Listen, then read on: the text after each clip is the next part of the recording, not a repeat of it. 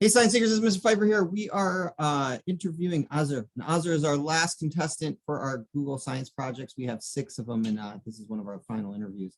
So we're going to share his project with you right now and just go through a couple of the things and then ask him a couple questions at the end and see how it goes. So this is your website, and it says, how can I design a bike helmet to be more efficient in absorbing force?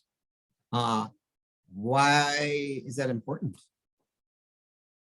So when I came up with this project idea, so I've been interested in sports like football and racing for a long time, and I noticed that they had really good helmet technologies and just in general safety technologies that really helped make the sports a lot safer. So when I looked at, bike helmets that people use today, I noticed that they weren't really they weren't up to scratch with what the kinds of innovations that we have today. So I figured I could do some research and do an experiment to help make bike helmets for everyone safer and more protective. Okay. So I guess what did you predict? What were you thinking here? Um, well, I used 4 different materials, which were polyethylene, polycarbonate, rubber, and steel. So my hypothesis was based on compressive strength, um, which is how much force a material can take before it fractures. So based on that, I predicted that steel would absorb the most force and that rubber would absorb the least amount of force. All right. So you had these materials. It says right here they are on the website. Okay. And then you basically were absorbing force. How'd you do? What was it? Give me a brief summary of the procedure here. So what I basically did was I had a force plate which measures force in newtons, and I had a shot put ball. And so what I did was I put the material that I was testing over the force plate, and then I took a shot put ball from 4 feet above the material, and then I dropped it, and then I recorded how much force was generated from each impact. And that basically the idea was the lesser amount of force that was generated from the impact, that the more force the material was able to absorb. So I'm going to play this one right now. This is one of your videos where you consistently dropped the shot put down and then got your data, and the plate's on top of the force plate. Okay. All right. So you get this information, you process all this. What kind of data did we get? What are we looking at? So based on my data, I found that polycarbonate actually absorbed the most amount of force. Steel absorbed the second most amount of force. Polyethylene absorbed third, and then rubber absorbed least. Um, that was the sort of data I got. Okay. All right.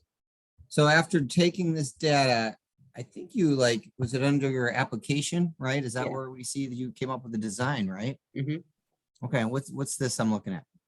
Okay, so I did some research, which you showed earlier. So based on that research and then obviously my experiment data, I created a design for a bike helmet, which I felt combined the data and the research that I'd done pretty well. And I felt that if it was implemented, then it could make our communities a lot safer.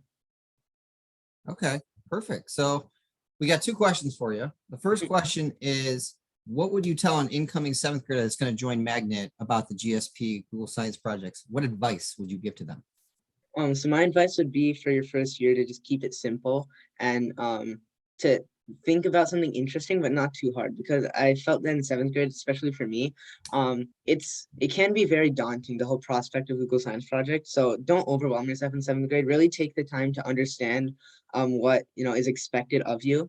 And then in 8th grade, you can really look at your community, figure out what problems there are, and then based on that, you can sort of make a really good project that it actually helps the world around you. That's awesome. Okay, and then I wanted to know throughout your journey, what's one struggle and one success that you could claim after going through this entire process a whole trimester?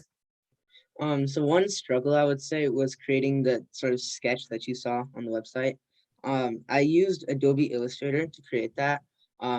So at times the program was being like really uncooperative, and it was just a really long struggle to make it. It took a lot of hours of work.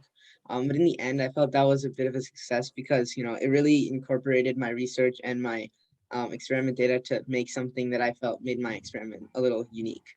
Yeah, I mean, it sticks out. I think the fact that you have a prototype design and you applied the research and the data is kind of another level. And that is the holistic piece of finding something you love and making it better with science and applying all the different concepts and skills we've learned. And that's something you've done over this last year. And I know I'm quite proud of you. I know I'm sure your parents are, and Principal Ross. And this is not easy. It's very hard. The process sometimes is more than the product. And I think in your case, that's a great example of it. And what you just said, it's a struggle and a success. So we want to thank you for making everything better with science. And we'll see you the next time.